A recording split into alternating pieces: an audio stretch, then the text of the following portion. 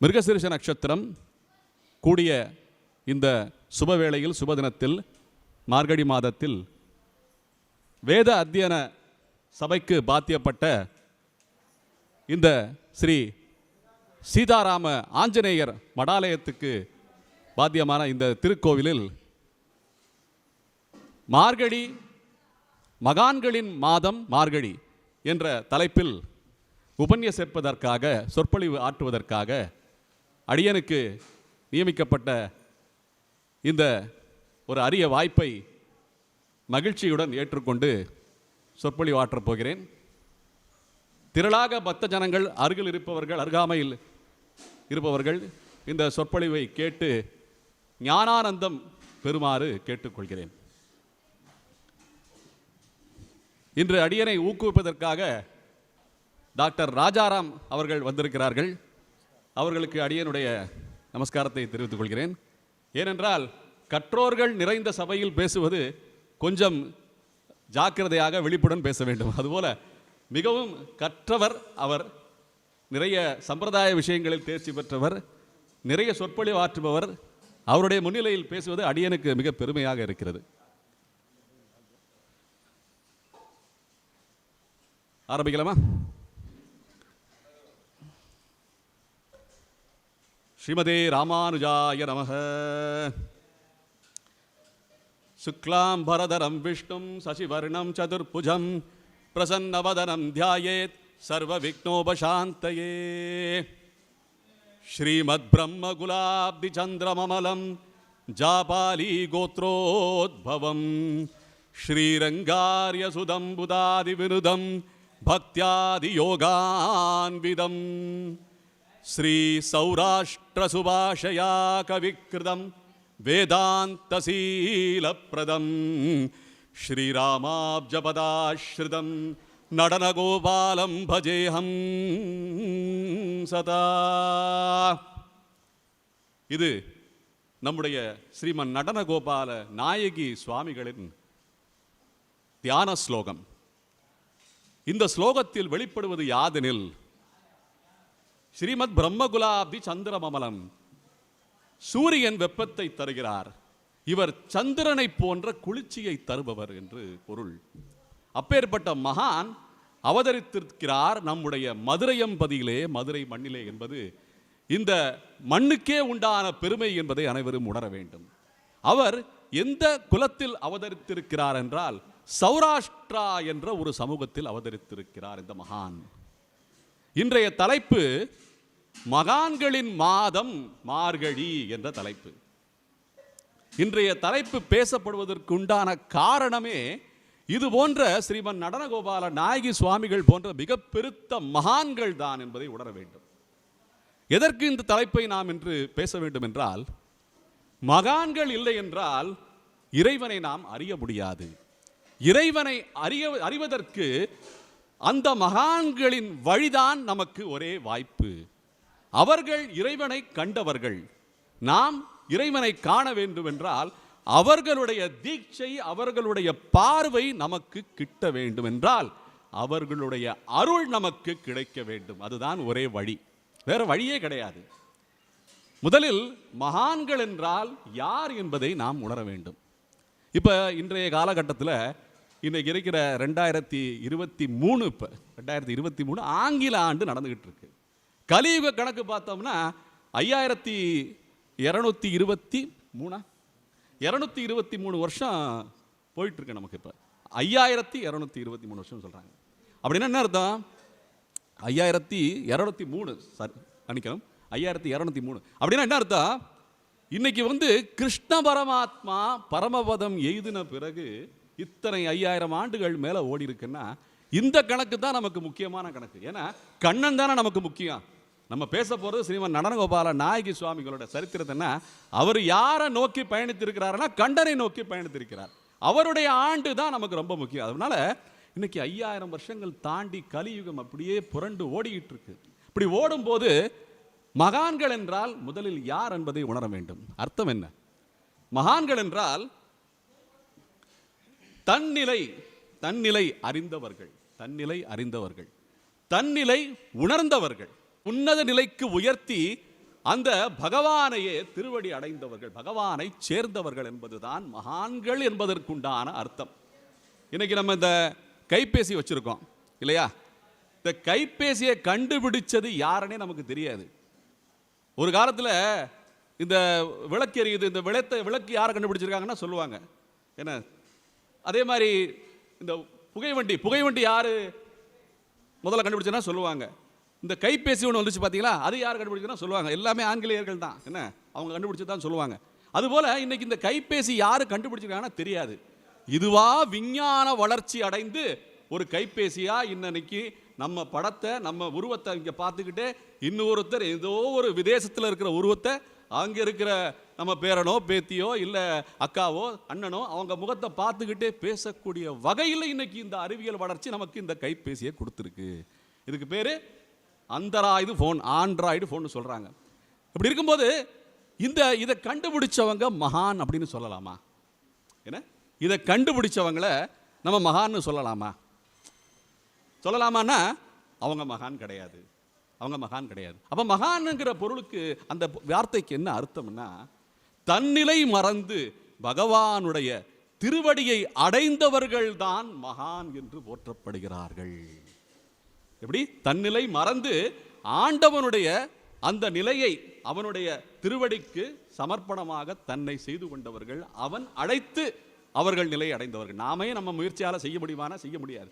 அவனுடைய முடிவுதான் அது. அவனுடைய முடிவின்படி நாம் அவருடைய கட்டளையின்படி வாழ்க்கையை நடத்தினால் அவனை அடைய முடியும் என்பவர்கள் தான் மகான்கள் என்று சொல்லுகிறார்கள். பகவத்கீதையிலே கண்ணன் பகூனாம் ஜென்மநாமந்தே என்னை அடைபவர்கள் பல பிறவிகளை எடுக்க வேண்டிய இருக்கிறது. என்ன, என்னை அடைய வேண்டியவர்கள் பல பிறவிகளை எடுக்க வேண்டிய இருக்கிறது சொல்கிறார்கள். அப்படின்னா கண்ணன் என்ன சொல்றா? பகூனாம் ஜென்மநாமந்தே ஞானவான் மாம் பிரபத்ததே வாசுதேவ சர்வமிதி சமஹாத்மா சுதுர்லபஹா அப்படின்னு சொல்லி பகவத்கீதையிலே கண்ணன் சொல்றான். பகவத்கீதை என்று சொல்வது உலகத்திலேயே வேறு எந்த ஒரு பக்தி ஒரு இயக்கியமோ ஒரு இதோ அவங்க சொன்னது கிடையாது.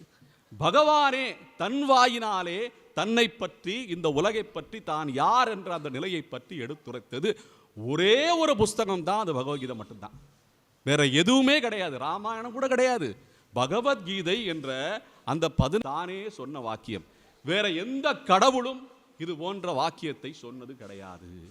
என்ன, சுய பிரகடனம்னு சொல்லுவாங்க. தான் யார் என்பதை தானே சொல்லிக் கொள்வது என்பது போல ஆண்டவனே இறங்கி வந்து தன்னுடைய நிலையை பற்றி சொல்லி இருக்கும் ஒரே புஸ்தகம், ஒரே இலக்கியம் பார்த்தீங்கன்னா பகவத்கீதை. ஒரே உபதேசம் பார்த்தீங்கன்னா பகவத்கீதை மட்டும்தான், வேற எதுவுமே கிடையாது. அந்த பகவத்கீதையில சொல்லியிருக்காரு, சர்வமிதி சமஹாத்மா சுதுர்லபஹா பகூனாம் ஜென்மநாமந்தே ஞானவான் மாம் பிரபத்ததே. என்ன, வாசுதேவ சர்வமிதி சமஹாத்மா சுதுர்லபஹா. அப்பேற்பட்ட தான் பகவான், தான் வாசுதேவன் அனைத்திலும் நிரம்பி இருக்கிறான் என்ற அந்த உண்மையை அறிபவர்கள் பல ஜென்மாக்களை எடுத்து அடைய வேண்டிய நிலையை அடைபவர்கள் என்று சொல்லியிருக்கிறார். அது போன்ற மகாத்மாக்கள் நாம் காண்பது அரிது. இன்றைய இந்த கலியுகத்திலே, இந்த விஞ்ஞான உலகத்திலே, இந்த அஞ்ஞான உலகத்திலேன்னு சொல்லலாம். அப்பேற்பட்ட இன்னைக்கு இருக்கிற உலகத்தில், அவசர உலகத்தில் ஆண்டவனை அறிந்தவர்களை அறிவதே அரிதுன்னு சொல்லும்போது, நம்முடைய சமீப காலத்திலே நம்ம இன்னைக்கு 2023ன்னு சொல்கிறோம், 1843வது வருஷத்தில் அவதரித்த மகான் தான் நம்முடைய ஸ்ரீமன் நடனகோபால நாயகி சுவாமிகள்.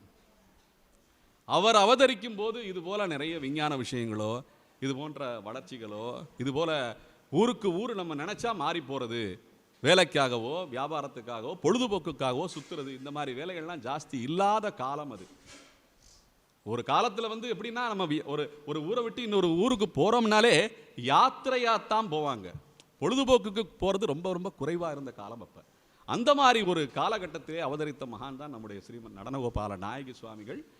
நம்முடைய அருகாமையிலேயே நாம் வாழ்கின்ற சௌராஷ்டிரா மக்கள் வாழ்கின்ற அந்த திருக்கள்ல அவதரித்தவர். பால்மால் குறுக்கு தெருன்னு சொல்லி திருமலை நாயக்கர் மஹாலுக்கு அருகாமையில் உள்ள அந்த தெருவில் அவதரித்த மகான் அவர். ஸ்ரீ ரெங்காரியர் அப்படின்ற ஒரு பெரியவருக்கும் லக்ஷ்மிபாய் என்ற ஒரு அம்மாளுக்கும் பிறந்தவர் தான் நடனகோபால நாயகி சுவாமிகள். அவருடைய இயற்பெயர் அப்ப வந்து ராமபத்திரன் என்பதுதான். நிறைய பேருக்கு இந்த பத்திரம்ங்கிற வார்த்தைக்கு அர்த்தம் தெரிஞ்சிருக்கா இல்லையான்னு தெரியல. பொதுவாக வந்து மக்கள் வீட்டை விட்டு வெளியே போகும்போது சொல்ற வார்த்தை இது, பத்திரமா போயிட்டு வா, பத்திரமா போயிட்டு வா. அப்படின்னா என்ன அர்த்தம்? எல்லாம் என்ன நினைச்சிருக்காங்க, ஜாக்கிரதையா போயிட்டு வா அப்படின்னு சொல்றதா நினைச்சிருக்காங்க. வண்டி இண்டி வாகனங்கள்லாம் அப்படி இப்படி போகுது, அடி இடி படாம கொஞ்சம் பார்த்து வெளியில வாகனத்தை ஓட்டிட்டு திரும்பணும்னு சொல்றாங்க. அதுக்கு அர்த்தம் என்னன்னா, மங்களம் உண்டாகட்டும் என்பதுதான் அர்த்தம். மங்களம் உண்டாகட்டும், ஜெயம் உண்டாகட்டும் என்பதுதான் அர்த்தம். பத்திரம்னா ஜெயம்னு அர்த்தம், மங்களம்னு அர்த்தம். அப்ப என்ன, பத்திரமா போயிட்டு வானா நீ போற காரியம் வெற்றி அடைந்து திரும்ப வந்து சேர வேண்டும் என்பதுதான் பொருள், பத்திரம்ங்கிறதுக்கு அர்த்தம். அதை வந்து நம்ம மக்கள் சர்வசாதாரணமாக உபயோகப்படுத்தியிருக்காங்க. அது ராமனுக்கு சொல்லப்பட்ட ஒரு சொல், சம்ஸ்கிருத சொல் பத்ரம்ங்கிறது. பத்ரம் அப்படின்னு சொல்றாங்க. ராமபத்திரன்ங்கிறது இவருடைய இயற்பெயராக இருந்தது அந்த காலத்தில். அப்படி ராமபத்திரன் தன்னுடைய இளமை காலத்திலே பார்த்தீங்கன்னா, அவர் எதை பிடிச்சிக்கிறது என்கிறத நமக்கு புரியாமல் இருந்திருக்கு, அவங்க அப்பா அம்மாவுக்கு புரியாமல் இருந்திருக்கு. ஆனால் அவருக்கு எது பிடிக்கும்ங்கிறது அவருக்கு தெரிஞ்சிருக்கு. ஆனால் மக்களுக்கு தெரியல. படிப்பு வரவில்லை. 10 வயசு இருந்திருக்கும், 6 வயசுலேருந்து பள்ளிக்கு சேர்த்துருக்காங்க. அவருக்கு என்ன சொல்லித்தரணும்னு பார்த்தாலுமே அது மண்டையில் ஏற மாட்டேங்குதான். ஏன்னா அவருக்கு எத்தனையோ படிப்புகள், அப்போ தமிழ் இருந்திருக்கலாம், கணிதம் இருந்திருக்கலாம், அந்த மாதிரி படிப்புகள் நிறைய பாடங்கள் எடுத்திருக்கலாம். பள்ளிப்பட படிப்பு அவருக்கு ஒத்து வரவில்லை. அப்படின்னா அவங்க அப்பா அம்மாவுக்கு புரிஞ்சிக்கிற சக்தி இல்லை. என்ன இவனுக்கு தேவைப்படுதுன்னு தெரியலையே, என்ன இவன் கேட்குறான் அப்படின்னு சொல்லிட்டு கடைசியில் நம்ம தரிசு நெய்கிறதுக்காண்டி, நெசவு பண்ணுறதுக்காண்டி அந்த தொழிலில், அவங்க பண்ணியிருக்கிற தொழிலில் அவர் ஈடுபடுத்தினாங்க. அந்த நெசவு தொழிலும் அவருக்கு வரவில்லையாம். ஏனென்றால் அவருடைய நினைவு பூராம் வேறு இடத்தில் இருந்திருக்கிறது, அந்த தேடுதலில் இருந்திருக்கிறது. இந்த ஸ்ரீமன் நடனகோபால நாயகி சுவாமிகளுக்கு அந்த தேடுதல் என்னன்னா, தான் யார் என்பதை அறிவதுதான் அந்த தேடுதல். அடியேன் சொன்னது போல மகான்கள்னா யாரு? தன் நிலையை அறிந்தவர்கள். அந்த அறிவு அவங்களுக்கு கிட்ட வேண்டும் என்ற அந்த ஆச்சரியம் தான், நான் ஏன் பிறந்தேன், எதுக்கு வாழ்ந்து கொண்டிருக்கிறேன், எதை நோக்கி பயணிக்கப் போகிறேன் என்பதை எல்லாம் அந்த அறிவை நோக்கி தேடுதலில் ஈடுபட வேண்டும் என்ற ஆவல் அந்த நாயகி சுவாமிகளுக்கு, ராமபத்திரனுக்கு இருந்திருக்கிறது. அதனால என்ன பண்ணியிருக்காரு, திடீர்னு படிப்பு வரல, நெசவு தொழில் வரல, ஒண்ணுமே வரல. திடீர்னு மாயமா வந்து வீட்டை விட்டு அப்படியே ஓடிட்டாரு. எங்கன்னா திருப்பரங்குன்றம் மலைக்கு போயிருக்கிறார் அந்த இளைஞனான ராமபத்திரன். அங்க திருப்பரங்குன்றத்தில் போய் என்ன பண்ணியிருக்காரு, ஒரு குகைக்குள்ள இருந்து என்ன நிறைய விரதம் எல்லாம் அனுஷ்டித்து தவ வாழ்க்கை வாழ்ந்திருக்கிறார். தவ வாழ்க்கை வாழ்றதுன்னா இந்த உலகத்தை விட்டு தனியா போயிடணும், அதான் தவ வாழ்க்கை. இன்னைக்கு நம்ம ஒரு வேளை சாப்பிடாம விரதம் இருக்குன்னு சொன்னாலே தலைவலி வந்துடுது, வயிற்று வலி வந்துடுது, தலை சுத்துது, எல்லாமே ஆகுது. என்ன நம்மளால முடியுதா? ஒரு ஏகாதசி விரதம் இருக்கணும்னா நம்ம ஆளுங்க பூரா இன்னைக்கு என்ன பூரா வந்து எலுமிச்சை சாதம் அப்புறம் புளி சாதமாக சாப்பிட்டுக்கிட்டு இருக்காங்க. அது வயிற்றுக்கு ஆகாது. என்ன விரதம் என்ன, நம்ம சாப்பிடாம இருக்கணும், குறைந்தபட்ச உணவு எடுத்துக்க வேண்டும், நீராகாரம் எடுத்துக்கலாம், பழம் எடுத்துக்கலாம். அப்படி சில சலுகைகள் கொடுக்கப்பட்டிருக்கிறது. நம்மளால பழத்தை சாப்பிடணும்னா பூரா 4 பழத்தை முழுங்குறான். என்ன இப்படிலாம் சாப்பிட்டா அது விரதம் ஆகாது. அப்படி இருக்கும்போது இந்த விரதம் என்ன, உபவாசம்னு சொல்லுவாங்க. இன்னொரு வார்த்தை உபவாசம்ங்கிறதுக்கு அர்த்தம் வெறும் சாப்பிடாம இருக்கிறது மட்டும் கிடையாது, பகவானுடைய நினைவில் இருக்க வேண்டும், அந்த ஆண்டவனுடைய நினைவில், அவனுடைய பஜனையில் இருக்க வேண்டும். அதான் ரொம்ப முக்கியம். அதான் உபவாசம், அருகாமையில் இருத்தல், வசித்தல், அதான் உபவாசம்ங்கிறது பொருள். அப்பேற்பட்ட இந்த உபவாசங்கள் எல்லாம் இந்த நியமத்தோடே ஸ்ரீமன் நடனகோபால சுவாமிகள், நாயகி சுவாமிகள், இன்று போல திருப்பரங்குன்றமெல்லாம் அந்த காலத்தில் கிடையாது. இன்னைக்கு வண்டி வாகனத்தை வைக்கிறதுக்கே இடம் இல்லை. உடனே வந்து காவல்காரன் வந்து இங்கே வைக்கக்கூடாது, அங்கே வைக்கக்கூடாதுன்னு மிரட்டிக்கிட்டு இருக்காங்க நம்மளை. ஏன்னா அவ்வளோ கூட்ட நெரிசல் இன்னைக்கு. அப்போல்லாம் அப்படி கிடையாது. அப்போ ரொம்ப சாதாரணமான இயல் வாழ்க்கை அன்றைய காலத்தில். அப்போ வந்து ராமபத்திரன் வந்து அங்கே போய் குகைக்குள்ளே போய் தவம் இருந்திருக்காரு. தவம் இருந்து என்ன ஆயிருக்கு, தன்னுடைய தவ வலிமையினாலே தான் அந்த அஷ்டமா சித்திகளை அடையக்கூடிய வகையிலே அவர் தவம் செஞ்சிருக்காரு. ஆனால் அஷ்டமா சித்தி அப்போ அடையலை. அதனால வந்து அவருடைய தவ வாழ்க்கையில் நிறைய அவருக்கு அறிவு புலப்பட்டிருக்கு. தான் யார் என்பதை உணர்ந்திருக்கிறார், தான் உடல் அல்ல என்பதை உணர்ந்திருக்கிறார், தாம் உடலை மீறி இயக்கப்படுகின்ற ஒரு ஆத்மா என்பதை முதலில் உணர்ந்திருக்கிறார். அதான் தன்னிலை அறிதல் என்றது பொருள். நம்ம எல்லாம் யாரு உடலா? அடியேன் பேரு விஜய் பாபு ராமானுஜதாசன் சொல்லிக்கிறேன். அப்படின்னு சொல்லும்போது அடியேன் யாரு அப்படின்னு கேட்டால், அடியேன் உடல் கிடையாது, அடியேன் ஆத்மா என்பதை உணர வேண்டும். நிறைய பேர் சொல்லுவாங்க இந்த வாழ்த்துற போது என்ன தீர்க்காயுஷா இரு அப்படின்னு சொல்லுவாங்க. எப்படி தீர்க்காயுஷா இருன்னு சொல்லுவாங்க. ரொம்ப சந்தோஷமாக இருக்கும். தீர்க்காயுஷா இருன்னு சொன்னவர் 2 வருஷத்தில் அவர் பரமபதிச்சிருப்பார். தீர்க்காயுஷா நமக்கு அருள் கொடுத்தவர் 1 வருஷத்துல 2 வருஷத்துல இந்த பெரியவர் பரமபதிச்சிருப்பார். அப்படின்னா தீர்க்காயுசுனா என்னப்பா, சொன்னவரை காணா, நாமளும் எத்தனை வருஷம் இருக்க போகிறோமோ என்ன.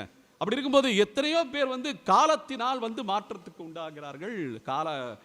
அந்த காலத்தை எய்துகிறார்கள் சொல்லுவாங்க, இறைவனடி சேர்க்கிறார்கள் சொல்லுவாங்க. அப்படின்னா தீர்காயுசுனா என்னப்பான்னா, தீர்காயுசு என்ற அந்த ஆசீர்வாதமே ஆத்மாவைத்தான் குறிக்கும். நல்லா புரிஞ்சுக்கணும். எதுக்கு தீர்காயுசு இருக்கு? இந்த உடலுக்கு இல்லையே. ஏன்னா இந்த உடலுக்கு தீர்காயுசு கிடையாது. எப்பதான் இந்த உடல் அழியக்கூடியது. என்ன எது கூடாததோ, எது அழியாததோ அந்த பொருள் தான் தீர்காயுசு அப்படின்னு சொல்லுவாங்க. அப்ப ஆத்மாவை உணரக்கூடிய அந்த ஆசீர்வாதம் தான் ஒவ்வொருத்தரும் நமக்கு கொடுப்பது என்பதை உணர வேண்டும். நாம் அங்கே அந்த ஆசீர்வாதத்திலேயே நமக்கு நாம் எல்லாம் ஆத்மா என்ற ஒரு பொருள் அதில் இருக்கிறது என்பதை சொல்லிக் கொள்கிறேன்.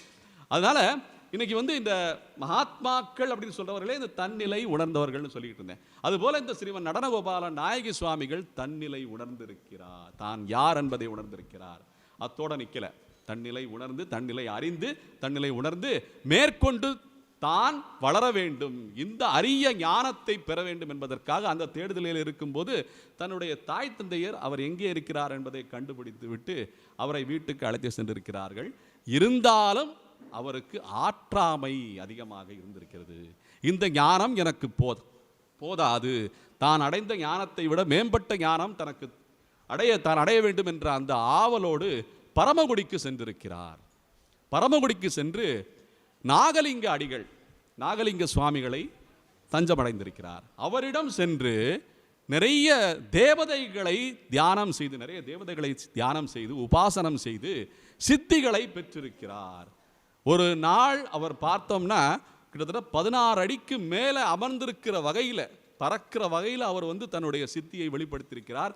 நாகலிங்க அடிகள் அவரை பார்த்துவிட்டு, இப்பேற்பட்ட சித்திகளை பெற்ற ஒரு சிஷ்யன் எனக்கு கிட்டியிருக்கிறாரே என்று பெருமை கொண்டு அவருக்கு சதானந்த சித்தர் என்ற ஒரு பட்டத்தை அளித்திருக்கிறார். சதானந்த சித்தர் என்று சொல்லி ஒரு பட்டத்தை அளிச்சிருக்கார். இப்போ இதுவரைக்கும் நான் அடியேன் சொன்னது எல்லாமே ஸ்ரீமன் நடனகோபால நாயகி சுவாமிகள் மகான் ஆவதற்கு முன்னால் நடைபெற்ற சம்பவங்கள். நல்லா புரிஞ்சுக்கணும். இன்னும் மகான் ஆகல அவர். இந்த சித்திகளை பெற்றாலும், இத்தனை தவம் செய்திருந்தாலும், இத்தனை மாய வித்தைகளை கற்றிருந்தாலும், சித்தர் என்ற பட்டம் பெற்றிருந்தாலும் அவர் மகான் என்ற ஒரு பதவியை அடையவில்லை. நல்லா புரிஞ்சுக்கணும். அப்படி என்ன அர்த்தம்? இந்த மாயம் பண்றவங்க, என்ன இதை ஒரு செப்பு காசை தங்க காசை ஆக்குறவங்க, திடீர்னு ஒரு பொருளை வரவழைக்கிறவங்க, இவங்கெல்லாம் மகான்களா அப்படின்னு கேட்டோம்னா இவங்கெல்லாம் மகான்கள் கிடையாது. இவங்களெல்லாம் நம்மளை ஒரு மாயையை ஆழ்த்துகின்ற ஒரு பெரியவர்கள்னு சொல்லலாம். அவ்வளோதான், தவிர வேற எதுவும் கிடையாது. அந்த மாதிரி நிலையை இவர் அஷ்டமா சித்திகளை பெற்றிருக்கிறார். இந்த ராமபத்ரன் என்ற அன்னைக்கு தேதிக்கு அவருடைய பெயர் சதானந்த சித்தர் அப்படின்னு பெயர். சித்தர், அவர் பேர் சித்தர். இந்த சித்தர்களுக்கும் மகான்களுக்கும் சில வித்தியாசங்களுக்கு சொல்லிட்டே வர்றேன். சித்து அப்படின்னா என்ன அர்த்தம்? சித்துன்னா பஞ்சபூதங்களை கட்டுப்படுத்துதல், இதுதான் சித்தர். சித்தர்னா என்ன பண்ணுவாங்கன்னா, அஷ்டமா சித்தின்னு கேள்விப்பட்டிருக்கீங்களா? அஷ்டமா சித்தி கேள்விப்பட்டிருக்கீங்களா? அஷ்டமா சித்தின்னா நிறைய நமக்குள்ளான ஒரு சக்தியை வெளிப்படுத்தும் முறை தான் அஷ்டமா சித்தி. யார் அஷ்டாங்க யோகத்தை முறையாக செய்கிறாங்களோ, அவங்களுக்கெல்லாம் இந்த அஷ்டமா சித்தி கிடைத்துருமா. அப்படின்னா அனிமா அப்படின்னு சொல்லுவாங்க. அனிமானா ரொம்ப சின்ன பொருளாக, நுண்பொருளாக நம்ம ஆக்கிக்கிறது. ஒரு எறும்பு மாதிரி என்ன பண்ணிக்கிறது, அதான் மகிமா. அனிமா. மகிமானா ஒரு பூதம் போலே இந்த மண்டபத்தை விட பெரிய உருவமாக என்னை ஆக்கி கொண்டால் அது மகிமா. லஹிமா அப்படின்னா லேசாக ஆக்கிக்கிறது. உருவம் பெருசாக இருக்கலாம், ஆனால் அப்படியே காற்று போல லஹிமான்னு சொல்லுவாங்க. கரிமான்னு சொன்னால் ரொம்ப பாரமாக ஆக்கிக்கிறது. எறும்பாக இருந்தாலும் நம்மளால் அசைக்க முடியாது, அந்த அளவுக்கு அது கரிமான்னு சொல்லுவாங்க. அப்புறம் பிராப்தின்னு சொல்லுவாங்க. பிராப்தின்னா எங்கே இருக்கிற பொருளாக இருந்தாலும் இங்கே அந்த பொருள் சேர்ந்துடணும், அந்த அளவுக்கு நம்ம சக்தி. அந்த பொருள் இருக்கிற இடம் தெரியும். இப்போ ஐயாவுடைய வீட்டில் ஒரு திருப்பலி கொண்டு வந்தார். அது அங்கே இருக்குன்னு தெரிஞ்சால் இவரெல்லாம் கூப்பிட மாட்டேன். அப்படியே தியானம் பண்ணால் அந்த திருப்பலிங்க சேர்ந்துடும். எப்படி இருக்கும் மாயம் பாருங்க. அது வந்து பிராப்தியம் சொல்லுவாங்க. பிராகாமியம் சொல்லுவாங்க. பிராகாமியம்னா தானே தன்னுடைய ஜீவனை இன்னொரு பொருளுக்குள்ளே புகுத்துவது, இன்னொரு உருவத்துக்குள்ளே புகுத்துவது, அது பிராகாமியம் சொல்லுவாங்க. அதெல்லாம் நிறைய நடந்திருக்கு அந்த காலத்தில். ஏன்னா அஷ்டமா யோகம் செஞ்சிருக்காங்க அந்த காலத்தில். இப்பெல்லாம் யாரும் செய்யறதில்ல, செய்யறதுக்கு உண்டான வாய்ப்புகள் ரொம்ப ரொம்ப குறைவு. அப்படி பிராகாமியம் சொல்லுவாங்க. அதுக்கப்புறம் பார்த்தீங்கன்னா ஈசத்துவம்னு சொல்லுவாங்க. ஈசத்துவம்னா தன்னுடைய கட்டளைப்படி எல்லாமே நடக்கும். ஒரு காலத்தில் இந்த அஷ்டமா சித்தி பெற்றவங்க எல்லாம் பெரிய பெரிய அரக்கர்கள் அசுரர்களெல்லாம் இருந்திருக்காங்க. இப்போ ராவணன்னா பார்த்தீங்கன்னா தனக்கு வரம் தந்த அந்த பிரம்மாவையே கட்டளையிட்டிருக்காரு ராவணன். தனக்கு வரம் தந்த பிரம்மாவையே, உனக்கு நல்ல ஆயுசு இருக்கும்பா, நீ சாகவே மாட்ட, யாராலும் உன்னை கொல்ல முடியாது அப்படின்னு சொல்லிட்டு மனிதர்களை பற்றி சொல்லவே இல்லை. மனிதர்களை மட்டும் விலகிட்டார். ஆனால் மனிதனாக அவதரித்த ஸ்ரீ ராமச்சந்திர பிரபு ராவணனை கொன்றான் என்ற சரித்திரம். அப்படி இருக்கும்போது என்ன சொல்ல வரேன்னா, ஈசத்துவம்னா தன்னை படைத்தவர்களையே கட்டளையிடுதல். அந்த அளவுக்கு ஈசத்துவம்னா அந்த ஆணவம், அந்த அகங்காரம் பொருந்தி அந்த ஈசத்துவம் சொல்லுவாங்க. வசித்துவம்னு சொல்லுவாங்க. வசித்துவம்னா யாரையும் மயக்கி தன்னகத்தே கொள்ளக்கூடிய அந்த சித்து, வசித்துவம்னு சொல்லுவாங்க. இதுதான் இந்த அஷ்டமா சித்தி. இந்த அஷ்டமா சித்திங்கிறது என்னென்னா ஒன்றும் கிடையாது, ஒரு ஆயுதம் போல, ஒரு கத்தி போல. அது ஒரு ஆயுதம் தான். பழத்தையும் நறுக்கலாம், வழிப்பறியும் செய்யலாம். இதுதான் இந்த அஷ்டமா சித்தியோடைய நிலைமை. என்ன, இந்த அஷ்டமா சித்திகளை பெற்ற இந்த சதானந்த சித்தர் என்கிற நம்முடைய நடனகோபால நாயகி சுவாமிகள் பல சித்துக்களை செஞ்சிருக்கிறார். அதை பார்த்தவர்கள் ஆனால் எதுவும் தவறாக பயன்படுத்தல. நல்லா புரிஞ்சுக்கணும். அஷ்டமா சித்தி இருந்தாலுமே பக்திக்காக நிறைய அவர் செய்திருக்கிறார். பக்தி பாவனையிலே நிறைய அவர் பகவானை வணங்குவதற்காக அந்த அஷ்டமா சித்திகளை எல்லாம் உபயோகப்படுத்தியிருக்கிறார்னு சொல்லுவாங்க. அப்படி உபயோகப்படும் போது பல மக்கள் இதை பற்றி பேச ஆரம்பிச்சிருக்காங்க. அவருடைய பெயர் ரொம்ப பிரசித்தி ஆகிட்டு, ரொம்ப புகழ்பெற்று கொண்டே வந்திருக்கிறார். இன்றைக்கி நம்ம ஒரு சாதாரண ஒரு சின்ன ஒரு சாமியாரே நமக்கு ஊருக்குள்ளே வந்தால் அவரை நம்ம விபூதி வைக்கிறாரு என்ன, அப்புறம் வந்து இப்படி வந்தால் குத்துராட்ச கொட்டை வருதுன்னு எத்தனை பேர் அலறி ஓடுறோமா இல்லையா? இவர் செய்திருக்கிற சாதனை அது பாட்டுக்கு பறக்கிறது. ஒரு தெருவில் பாடிக்கிட்டே போவாராம், அதே நேரத்தில் இன்னொரு தெருவிலையும் ஓடிக்கிட்டு இருப்பாராம். அங்கே பார்த்தவங்க இங்கே வந்து பார்த்தா சொல்லுவாங்களா, என்னடா அங்கே பார்த்தேன் இங்கேயும் பார்க்குறேன்னா புரியாது. இது ஒரு சித்து என்ன. அந்த மாதிரி நிறைய சித்துக்களை பண்ணிக்கிட்டு இருக்கும்போது சிவகங்கை மன்னருக்கு அவருடைய செய்தி கெட்டி இருக்கிறது. சிவகங்கை மன்னர் அதை கேள்விப்பட்டு, யாரா அவரை நம்ம பார்க்கணுமே. ஏன்னா மன்னர்களுக்கெல்லாம் வந்து சுகபோகங்களுக்கு குறைவே கிடையாது. எல்லாம் இருக்கும். எப்போ வேற்று நாட்டுக்காரன் போர் எடுக்கிறான்னு சொன்ன உடனே தான் அலறி அடித்து எல்லாத்தையும் படையெல்லாம் திரட்டி ரெடி பண்ணுவாங்க. அது வரைக்கும் ரொம்ப சுகபோகம், நாட்டியம், எல்லாம் நாடகம் எல்லாம் அனுபவிச்சுக்கிட்டு, சோமபானம் எல்லாத்தையும் அனுபவிச்சுட்டு ரொம்ப வாழ்க்கை போகத்தோடு இருக்கிறது தான் மன்னர்கள். அப்போ இந்த மாதிரி கேள்விப்பட்டோன்னா இவர் யாருன்னு பார்க்கணுமே, இவர் அழைச்சிட்டு வாங்கன்னு சொல்லி இவர் அழைச்சிட்டு வந்திருக்காங்க. சதானந்த சித்தரை அழைச்சிட்டு வந்தவுடனே அந்த மன்னர் உரையாடி இருக்காரு. அப்போ வந்து தான் பெரிய ஒரு பராக்கிரமசாலி, ஒரு பெரிய சித்து பெற்றவர்னு அவர் வெளிப்படுத்தும் போது, உனக்கு ஒரு சோதனை செய்கிறேன்னு சொல்லி அவர்கிட்ட சொல்லலை, ஒரு அறையில் போய் தங்குங்கன்னு சொல்லியிருக்காரு. அந்த அறையில் சதானந்த சித்தர் தங்கியிருக்காரு. ஒரு இரவு பொழுதில் அந்த மன்னர் ஒரு அழகிய சுந்தரியான நாட்டிய பெண்ணை அனுப்பியிருக்கிறார் சோதனை பண்ணுறதுக்கு. ஏன்னா இன்னைக்கு இருக்கிற சோதனைகளே பெரிய சோதனை. நம்ம எவ்வளவு தான் 1000 வருஷம் தவம் இருந்தாலுமே ஒரு சின்ன ஒரு சலனத்தில் நம்ம அந்த தவம் வந்து கலைஞ்சிருது. இதுதானே நம்ம விஸ்வாமித்திரருக்கு நடந்திருக்கு. என்ன, எத்தனை பெரிய ஒரு மகான் விஸ்வாமித்திரர். காயத்ரி மந்திரத்தை அவர் வந்து படைக்கலை, கண்டுபிடிச்சிருக்காரு. நல்லா புரிஞ்சுக்கணும். காயத்ரி மந்திரத்தை உபாசனை செய்கிறவங்க விஸ்வாமித்திரர் நினைத்து கொள்ள வேண்டும். அந்த மாதிரி அந்த போன்ற மகான்களை, அது போன்ற பெரிய ரிஷிகள், மிகப்பெருத்த ரிஷிகள் எல்லாமே ஒரு பெண்ணின் வசத்திலே அவர்கள் தன்னுடைய நிலையை இழந்திருக்கிறார்கள்னா அந்த நிலையில் அவங்க மகான்கள் ஆகலை. அதுபோல் இன்னைக்கு இந்த சுவாமிகளுக்கு நடந்த இந்த சோதனை, அழகிய பெண் ஒருத்தி அறைக்குள்ளே நுழைந்திருக்கிறாள் இரவு பொழுதிலே. அப்படி நுழையும் போது இப்போத்தான் அந்த மகான் என்ற நிலையை நாம் அறியக்கூடிய வகையிலே ஒரு செயலை செய்திருக்கிறார்.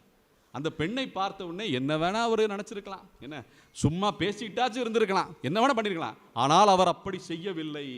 அந்த பெண்ணை ஒரு தேவதையாக வணங்கி இருக்கிறார் இந்த மகான். அப்படின்னா என்ன அர்த்தம்? அங்கதான் இவருடைய பக்தி, இவருடைய அந்த மோட்சத்துக்குண்டான பயணத்தை அவர் வெளிப்படுத்தியிருக்கிறார். நான் இந்த உலக சுகபோகங்களை அனுபவிப்பதற்கான ஆள் கிடையாது. நான் சதானந்த சித்தராக இருந்தாலுமே தான் வசித்துவம், ஈசத்துவம் எல்லாம் பெற்றிருக்கிற அந்த அஷ்டமா சித்தி அடைந்திருந்தாலுமே இந்த பெண் எனக்கு வேண்டாம், நான் அதற்கு உரியவன் அல்ல என்பதை உணர்ந்து வணங்கி அவளை போற்றி இருக்கிறார் இந்த மகான்.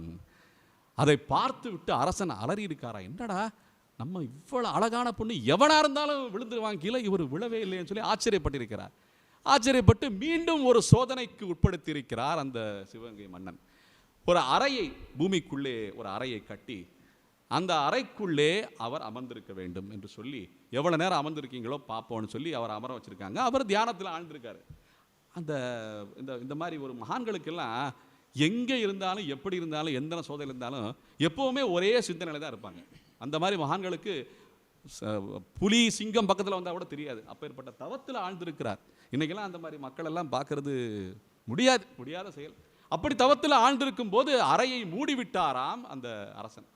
தன்னுடைய காவலாளிகளை வைத்து, ஏவலாளிகளை வைத்து அறையை மூடிட்டாராம். அறையை மூடின உடனே எல்லாம் போயிட்டாங்களாம், கலைஞ்சு போயிட்டாங்களா. அங்கே காவல்காரங்க 2-3 பேர் நின்றுட்டு இருக்காங்க. அரசனுக்கு அரசவையில் உட்கார்ந்துட்டு போஜனம் பண்ணிட்டு அது பாட்டுக்கு இருந்திருக்காரு. திடீர்னு ஒரு சத்தம், வெடிச்சத்தம் கேட்டிருக்கிறது. என்னடா அவ்வளோ பெரிய சத்தம் கேட்குது, என்னன்னு பார்க்க சொல்லுங்கன்னு கேட்டால் அங்கங்கே எட்டி பார்க்கும்போது ஒரு செய்தி வந்திருக்கிறது. அந்த அறை, அந்த பூமிக்குள்ளே பூட்டப்பட்ட அந்த அந்தரங்க அந்த அறை வெடித்து விட்டறாம். காவலாளிகளுக்கெல்லாம் காயம் அடைந்திருக்கிறார்கள் அவர்கள் எல்லாமே சொல்லும்போது அந்த செய்தியை கேட்ட உடனே திடுத்திருக்கிறார் நம்முடைய அந்த அந்த சிவகங்கை மன்னன். திடுக்கிட்டு போய் என்னடா செய்தின்னு பார்க்கும்போது கொஞ்ச நேரத்தில் ஒரு செய்தி வருதான். செய்தி என்ன, முந்தியெல்லாம் செய்தி எப்படி வரும்னா அந்த ஓலைச்சுவடியில் தான் வரும். இல்லாட்டி இப்போ இங்கேருந்து நான் திருப்பரங்குன்றத்துக்கு ஒரு செய்தி அனுப்பணும்னா அந்த இடையில இருக்கிற அந்த ஆட்கள் இருப்பாங்க பார்த்தீங்களா, செவி வழியாக வாய் வழியாக செய்தி பரவிக்கிட்டே வரும். இன்னைக்கு நான் இப்போ பக்கத்து கடைக்காரன் ஒருத்தர் சொல்லுவேன், அந்த செய்தியை பரப்புறவங்க அப்படியே சொல்லிக்கிட்டே வருவாங்க. ஒரு மணி நேரத்தில் அந்த செய்தி போய் அங்கே போய் திருப்பரங்குன்றத்துக்கு போய் சேர்ந்துருமா. ஏன்னா ஒரு மணி கோயிலை அடித்தா, நம்ம திருமலை நாயக்கர் மன்னர் கதையை சொல்லுவாங்க, தல்லாகுளம் பெருமாளோ இல்லை சிறுவில்லிபுத்தூர் பெருமாள் கூட சொல்கிறாங்க, அந்த கோயிலை பூஜை ஆன பிறகு மணி வரிசையாக இருக்குமா. அந்த கோயிலிருந்து அரண்மனை வரைக்கும் மணி இருக்குமா. மணி அடிச்சுக்கிட்டே வருவாங்களாம். கடைசியில் அந்த அரண்மனையில் மணி அடிக்குமா, அப்புறம் தான் அவர் போஜனம் எடுப்பாராம். அப்படிலாம் நிறைய நமக்கு செவி வழி செய்தி, இன்னைக்கு கேட்குற செவி வழி செய்திலாம். அப்படி இருக்கும்போது இந்த செய்தி மன்னருக்கு சேர்ந்திருக்கிறது. என்னவென்றால் மதுரையில் அவர் ஒரு தெருவில் நடந்து போயிட்டு இருக்காராம் அப்படின்னு சொல்லி செய்தி வந்திருக்கு. இவர் பதறி போயிட்டாரா மன்னன், என்ன மதுரையில் நடந்து போயிட்டு இருக்காரா. நம்ம அடைச்சி வச்சது சிவகங்கையில், இங்கே அடைச்சி வச்ச சாமி அங்கே எப்படி நடந்து போவார். பக்கத்து தெருவில் நடந்து போனாலும் பரவாயில்ல, சரி தப்பிச்சு ஓடிட்டாருன்னு சொல்லலாம், வெடி மருந்து உள்ள வச்சு தப்பிச்சாருன்னு சொல்லலாம், ஏதாவது கதை அளக்கலாம். இங்கே இருக்கிற இந்த அறையில் அடைச்சி வச்ச சுவாமிகள் அங்கே ஒரு நொடியில் நடந்து போயிருக்காருன்னா எப்பேற்பட்ட சித்தி அவருக்கு இருக்க வேண்டும் என்பதை உணர்ந்திருக்கிறார் அந்த மன்னன். என்ன, இப்போ கூட அவர் சித்தர் தான், மகான் ஆகவில்லை. நல்லா புரிஞ்சுக்கணும், இப்போ கூட மகான் ஆகவில்லை. அப்போ இந்த மாதிரி சித்துக்கள்லாம் நிறைய செய்யும் போது இவருடைய புகழ் திக்கெங்கும் பரவி இருக்கிறது. அப்படி பரவிட்டே இருக்கும்போது தான் இந்த மகானுக்கு சில பாசுரங்கள் தென்பட்டிருக்கிறது. இந்த நம்மளுடைய நடனகோபால இந்த ஸ்ரீம ராமபத்ரனா இருந்தவர் இப்போ என்னவாயிட்டாரு, சதானந்த சித்தர் ஆயிட்டாரு. சதானந்த சித்தர் ஆன பிறகு இவருடைய சஞ்சாரத்திலே நிறைய மக்களை இவர் சந்திக்க நேர்ந்திருக்கிறது. நிறைய தத்துவ ஞானிகளையும் மகான்களையும் சந்திக்க நேர்ந்திருக்கிறது. அப்படி நான் சந்திக்கும் போது இந்த தமிழ் பாசுரங்களை அவர் கேட்டிருக்கிறார். 4000 திவ்ய பிரபந்தமான தமிழ் பாசுரங்கள், ஸ்ரீமன் நாராயணன் மீது பாடப்பட்ட பாசுரங்களை காது குளிர அவர் கேட்டிருக்கிறார். ஆக ஆனந்தமாக இருக்கிறது என்று சொல்லி அவருடைய கனவில் அவருக்கு ஆழ்வார் திருநகரி என்ற ஒரு ஊர், ஒரு சிற்றூர், நம்ம திருநெல்வேலிக்கும் திருச்செந்தூருக்கும் போகிற மார்க்கத்தில் அந்த சின்ன ஊருக்கு ஆழ்வார் திருநகரி சொல்லுவாங்க, திருக்குறுகூர்னு சொல்லுவாங்க. அந்த ஊரை அடைய வேண்டும் என்ற ஆவல் இவருக்கு பிறந்திருக்கிறது. அங்கே இருக்கிற குருவை அவர் கண்டிருக்கிறார். அவர் தான் ஒரு பெரிய மகான். அவர் தான் வடபத்ர அரையர் அப்படின்னு சொல்லுவாங்க. ஸ்ரீமன் நடனகோபால நாயகி சுவாமிகள் அவருடைய கீர்த்தனையில் பார்த்தீங்கன்னா அதிகபட்சமாக இந்த வார்த்தையை கேட்கலாம், வடபத்ராயிருன் அப்படின்னு வரும். ஏன்னா அவர் குரு அவர் போற்றியிருக்காரு, அதான் மகான். அவர் தான் மகான். அந்த வடபத்ராயர் தான் மகான் வழிகாட்டியாக இருந்திருக்கிறார் நம்மளுடைய இந்த சதானந்த சித்தர் என்ற நம்முடைய நடனகோபால நாயகி சுவாமிகளுக்கு. அந்த குருவை அடைந்திருக்கிறார் ஸ்ரீமன் நடனகோபால நாயகி சுவாமிகள். அங்கேதான் அவருக்கு பஞ்ச சமஸ்காரம் என்ற திருவிலட்சணை என்ற சங்க சக்கர பொறி ஒத்தப்பட்டிருக்கிறது. யாரால்? வடபத்ர அரையரால். அப்படி ஒத்தப்பட்ட பிறகு உபதேசங்கள் ஆயிருக்கிறது. திருமந்திரம், சரமஸ்லோகம், துவயம் என்ற இந்த 3 திருமந்திரம், இந்த 3 ரகசிய அந்த ஒரு பிரமாணம்னு சொல்லுவாங்க, அது ஒரு ரகசிய மந்திரங்கள் அவருக்கு சொல்லி கொடுக்கப்பட்டிருக்கிறது. இதையெல்லாம் பெற்ற பிறகு அவர் ஞானம் அடைந்திருக்கிறார், மகான் ஆகியிருக்கிறார் என்பதுதான் செய்தி. அப்படின்னா என்ன அர்த்தம்? பகவானை அடையக்கூடிய அந்த வழியை மட்டுமே ஏற்றிருப்பவர்கள், அதில் பயணிப்பவர்கள் மட்டும்தான் மகான்கள் என்று போற்றப்படுகிறார்கள். சித்தர்களோ இல்லை வித்தைக்காரர்களோ இல்லை ஞானிகளோ இல்லை இந்த விஞ்ஞான பொருட்களை எல்லாம் கண்டுபிடிப்பவர்களோ இவர்களெல்லாம் மகான் கிடையாது. எப்போது இந்த உலகை விட்டு அந்த பகவானுடைய திருவடியை வைகுண்டம் என்று சொல்கிறார்கள், பரமபதம் என்று சொல்கிறார்கள், அந்த உலகை அடைவதற்குண்டான பெரிய வீடுன்னு சொல்லுவாங்க, அந்த பெரிய வீடை அடைவதற்குண்டான அந்த முயற்சியில் அந்த பயிற்சியில் யார் ஈடுபட்டிருக்கிறார்களோ அவர்கள் தான் மகான்கள் என்று போற்றப்படுகிறார்கள். அப்போ இந்த இந்த சித்தர் அன்னைக்கு தேதிக்கு அவர் ஒரு ஒரு தீட்சை பெற்ற ஸ்ரீமன் நாராயணனே அடையக்கூடிய அந்த வழியை தேர்ந்தெடுத்திருக்கிறார். அது வரைக்கும் பல தேவதைகளை உபாசனம் செய்து பல சித்துக்களை பெற்றவர். அது எல்லாம் ஒன்றுமே கிடையாது, குப்பைக்கு சமானம். எப்படி குப்பைக்கு சமானம் என்று அவர் தன்னுடைய நிலையை உணர்ந்திருக்கிறார். தன்னிலை அறிந்து தன்னிலை உணர்ந்து தன்னிலையை உயர்த்துவதற்காக அந்த முயற்சியை செய்ய ஆரம்பித்திருக்கிறார் அன்றைய நாள் முதலே என்பதுதான் அவருடைய சரித்திரத்தில் நாம் அறியக்கூடிய உண்மை. அப்போ இந்த இந்த இந்த இந்த சித்தர் இப்போ மகான் ஆறதுக்குண்டான அந்த இடைநிலையில் இந்த உபதேசங்கள் எல்லாம் பெற்ற பிறகு அவர் ஆசு கவி என்ற பதவியை அடைந்திருக்கிறார். ஆசு கவின்னா நினைத்த மாத்திரத்திலேயே நினைத்ததை பாடக்கூடிய ஆற்றல் அவருக்கு பிறந்திருக்கிறது. அப்படின்னா பிறந்த பயன் படிப்பு வரல, நெசவு தொழிலும் வரல, என்ன சித்துக்கள் எல்லாம் பெற்றவர். நினச்சிருந்தா ஒரு பெரிய ஆசிரமம் அமைச்சு கோடிக்கணத்தில் அவர் சம்பாதிச்சிருக்கலாம். அன்னைக்கு இருந்த நிலைமையில் பொன்னும் பொருளை சேர்ந்திருக்கும். ஏன்னா ஒரு அரசனையே வெற்றி பெற்றவர். அரசனை போரில் வெற்றி பெறல, தன்னுடைய சித்தியாலே அவரை மயக்கியவர். அவரை வசியம் செஞ்சு அந்த அரச பதவியில் போய் பக்கத்திலேயே ஒரு நாற்காலி போட்டு உட்காந்துக்கிட்டு என்ன வேணால் பண்ணியிருக்கலாமே, இதெல்லாம் பண்ணவே இல்லையா அவர்? அப்படின்னா என்ன அர்த்தம்? அவரோட மகத்துவம் நமக்கு வெளிப்பட்டிருக்கிறது. அப்படின்னா இந்த இறைநிலையை அடைவதற்குண்டான முயற்சியை அவர் செய்திருக்கிறார். அப்படின்னு சொல்றது போல நிறைய கீர்த்தனைகளை பாடியிருக்கிறார். புடினிம் பிசினிம் சல்னிம் ஹோங்கும் நடனகோபால் தியான் சொன்னகமுன்னு அப்படின்னு சொல்லி சௌராஷ்டிராவில் சொல்லுவாங்க. பஜித்திருக்கிறார், பகவானை பஜித்திருக்கிறார், எந்த வேளையிலும் ஹரிநாமத்தை பஜித்திருக்கிறார்.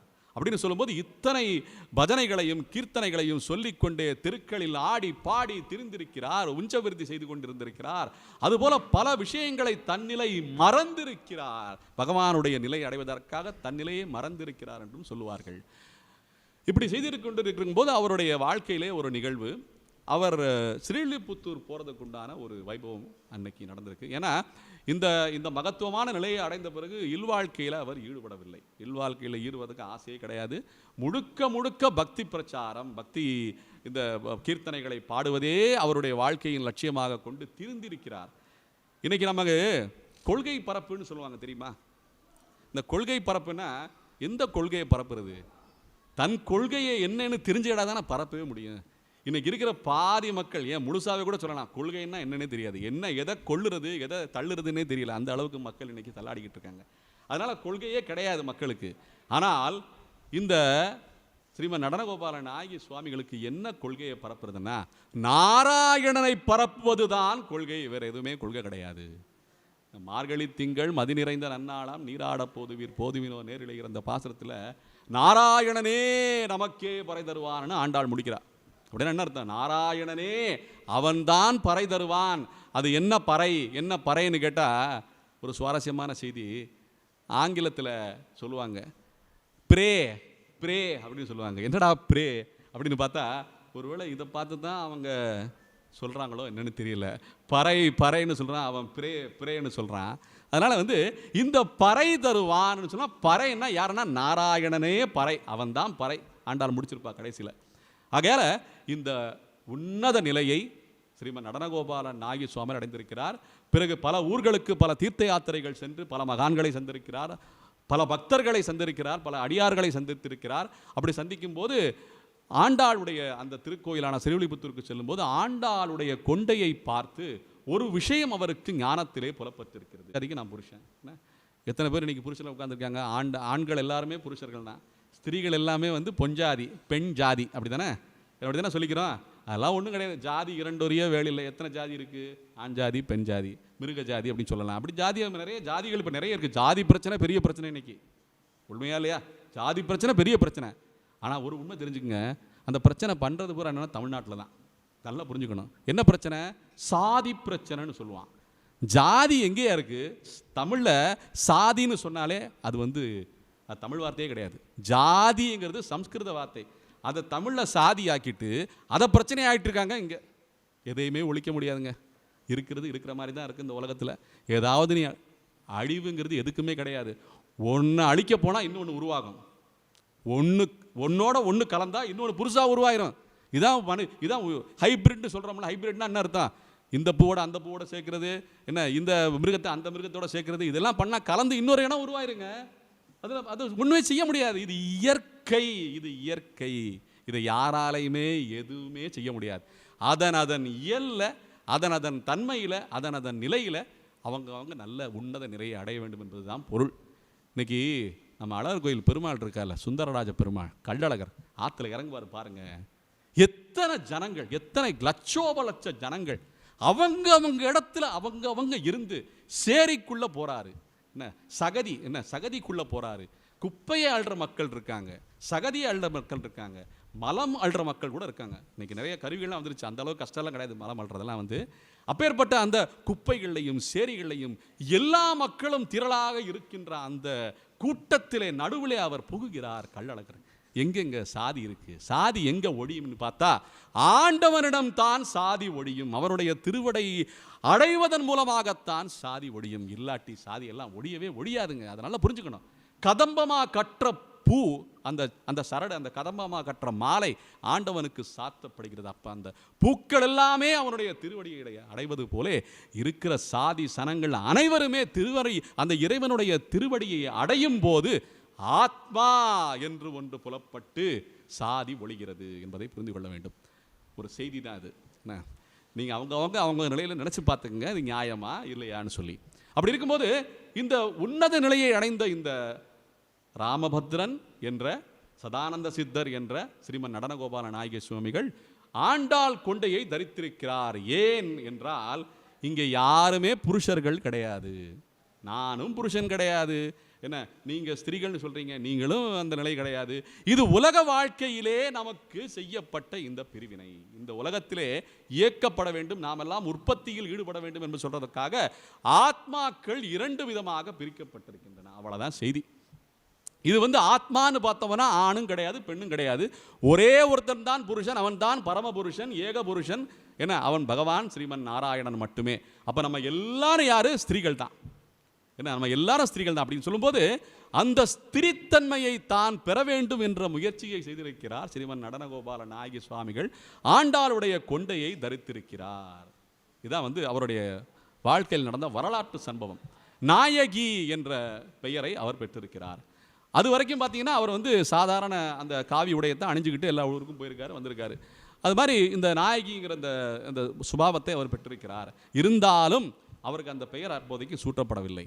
அவர் இது போல பல யாத்திரைகள் செல்லும்போது திருப்பதி யாத்திரை சென்றிருக்கிறார். திருப்பதி யாத்திரை போகும்போது ஒரு இடத்துல ஒரு தம்பதிகளுக்கு குழந்தை வேண்டும் என்ற ஒரு வரத்தை கேட்டிருக்கிறார். அவர் ஆசீர்வாதம் செய்துவிட்டு திருப்பதி சென்று திரும்பும்போது அவர் அந்த தாய் கர்ப்பமாகியிருக்கிறாள்னு சொன்ன உடனே சேலையை கொடுத்திருக்கிறார்கள். சேலையை கொடுத்தோன்னே அவர் பார்த்த உடனே இன்னும் ரொம்ப லகிச்சு, இனிமேல் நம்ம வேஷ்டியெல்லாம் கட்டக்கூடாது, நாம் எல்லாமே பெண்கள் தான், பகவான் மட்டும்தான், ஆண்டவன் மட்டும்தான் ஆண், நாம் எல்லோருமே ஸ்திரீகள் தான், அப்போதான் எளிதாக அவர்கிட்ட போய் நம்ம அடைய முடியும்னு சொல்றதுனால சேலையை உடுத்தி கொண்டிருக்கிறார். ஆண்டாள் கொண்டை தரித்து கொண்டு எல்லா ஊருக்கும் செய்து பஜனை செலுக்கிறார். ಭಗವತ್ ನಮಮು ಮೆಲ್ಲೆ ಜನೋ ಭಕ್ತಿ ಹೋರು ತುಮಿ ತಂದನಿಗಲ್ನೋ ಭಗವತ್ ನಮಮು ಮೆಲ್ಲೆ ಜನೋ ಭಕ್ತಿ ಹೋರು ತುಮಿ ತಂದನಿಗಲ್ನೋ அப்படின்னு சொல்லி முகுந்த நமமு மெல்லே ஜனோ மூடும் சேத்த தமி தந்தானிகள்னோன்னு சொல்லி இந்த மாதிரி சௌராஷ்டிரா பாஷையில் நிறைய கீர்த்தனைகளை பாடி பாடி திரிந்திருக்கிறார். அப்படி திரியும் போது ஸ்ரீரங்கத்துக்கு சென்று அங்கே சில காலம் வாழ்ந்திருக்கிறார். அங்கே இருக்கிற அந்த ஸ்ரீரங்கத்து வாசிகள் எல்லாம் இவரை போற்றி இருக்கிறார்கள், இவருடைய பக்தியை போற்றி இருக்கிறார்கள். இன்னைக்கு மார்கழி மாதம் பாகவதர்களை போற்றக்கூடிய மாதம். நல்லா புரிஞ்சுக்கணும். இன்னைக்கு நம்ம நிறைய தெருக்களில் முந்தியெல்லாம் அதிகாலையில் பஜனை பண்ணிகிட்டே போவாங்க. இன்னைக்கு அந்த மாதிரி பஜனை பண்ணுற கோஷ்டியெல்லாம் பார்க்கவே முடியறதில்ல. கோயிலுக்கு போகிறதே பெரிய விஷயமா இருக்குது, பஜனை எங்கே பார்க்குறது நம்ம அப்படின்னு சொல்லி இன்னைக்கு முறைப்படி பார்த்தோம்னா அதிகாலையிலே பாகவதர்கள் பஜனை செய்து கொண்டே ஆண்டவனுடைய திருநாமங்களை சொல்லிக்கொண்டே தெருவுகளில் வருவார்கள். அவர்களை பார்த்து நாம் ஆசி பெற வேண்டும் என்பதுதான் லட்சணம், இந்த மாதத்துடைய லட்சணம். இது ரொம்ப அரிதாக நடந்துக்கிட்டு இருக்கு, அங்கங்கே நடக்குது. அப்படி இருக்கும்போது இவர் அந்த பஜனையில் ஈடுபடும் போது அந்த இருக்கிற ஸ்ரீரங்கவாசிகள் அனைவருமே போற்றி இருக்கிறார்கள். அங்கே இருக்கின்ற ஜீயருக்கு அது காது கேட்டு இருக்கிறது. பிறகு ஜீயரை அவரை பார்த்து அவருடைய ஆசி பெற்று அங்கேதான் இவருக்கு ஸ்ரீமன் நடனகோபால நாயகி சுவாமிகள் என்ற பெயர் என்ற பட்டம் கிடைத்திருக்கிறது. அந்த பட்டம் பெற்ற பிறகுதான் அவர் மகான் என்ற ஒரு உன்னத நிலையை அடைந்திருக்கிறார் என்பதுதான் செய்தி. இப்போ அடியேன் இவ்வளோ சொல்லிக்கிட்டே வந்தேன். இப்போ இவர் மட்டும்தான் மகானா அப்படின்னு கேட்டிங்கன்னா, நம்ம பாரத தேசம் பொறுத்த வரைக்கும் பார்த்தோம்னா மகான்களுக்கு பஞ்சமே கிடையாது. தண்ணி பஞ்சம் கூட வந்துருங்க, மகான்களுக்கு பஞ்சம் கிடையாது.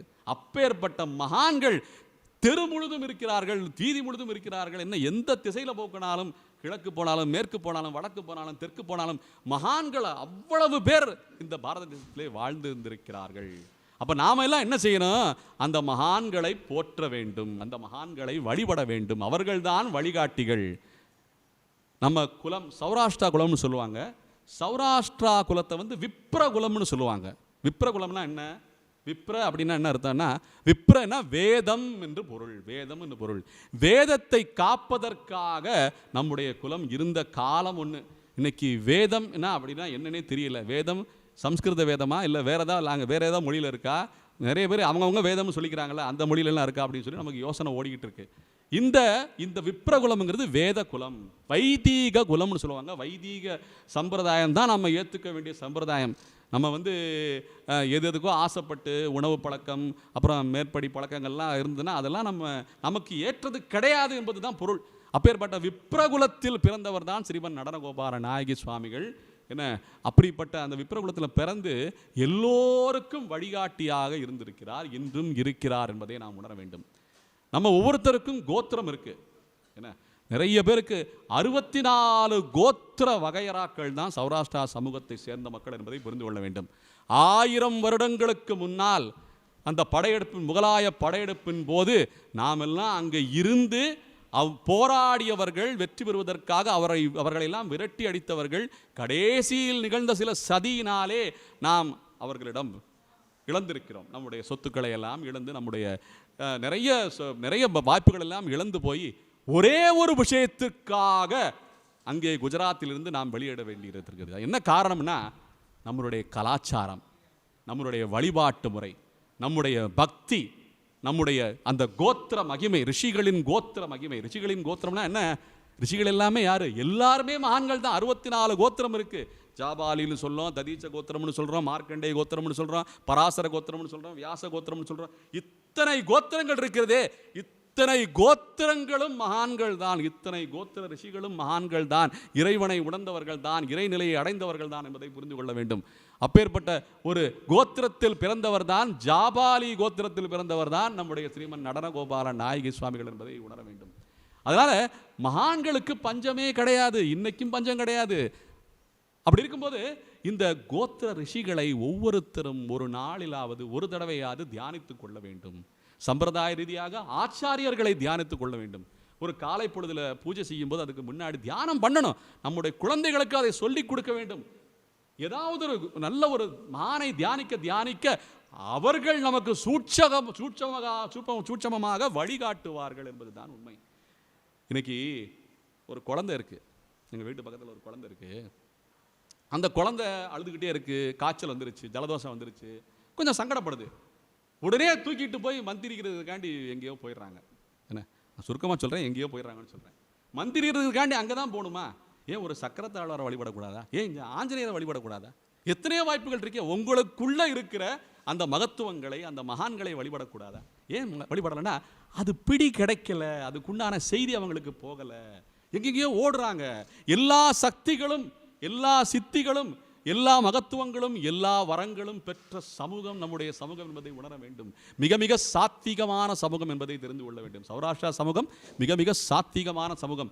இன்னைக்கு எந்த ஒரு வியாபாரிகிட்ட போனாலும் வேலைக்கு நீங்கள் சேரணும்னா சௌராஷ்டிரா அப்படின்னு சொன்னாலே உடனே வேலை கிடச்சிடும். அந்த அளவுக்கு நம்பிக்கை மிகுந்த நாணயம் மிக்க சமூகம் என்று போற்றப்படுகிறது என்பதை ஒரு செய்தியாக சொல்லிக் கொள்கிறேன். இந்த ஸ்ரீமன் நடனகோபால நாயகி சுவாமிகளுடைய திருநட்சத்திர தினமான இன்று அவருடைய ஆசி இந்த சமூகத்துக்கு கிட்ட வேண்டும் என்பதுதான் அடியனுடைய பிரார்த்தனை. அப்படி இருக்கும்போது இந்த மகான்களை எல்லாம் நினைத்தால்தான் நமக்கு ஆண்டவனை அடையக்கூடிய வழி கிடைக்கும் என்பதை உறுதியாக எல்லோரும் புரிந்து கொள்ள வேண்டும்.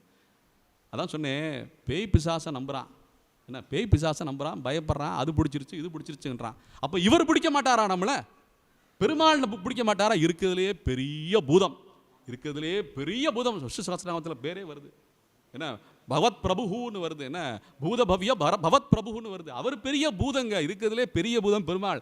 அவர் நம்மளை பிடிச்சிக்கிட்டாருன்னா எந்த பூதம் எந்த பிசாசு எந்த பேய் பிடிக்க போகுது சொல்லுங்க?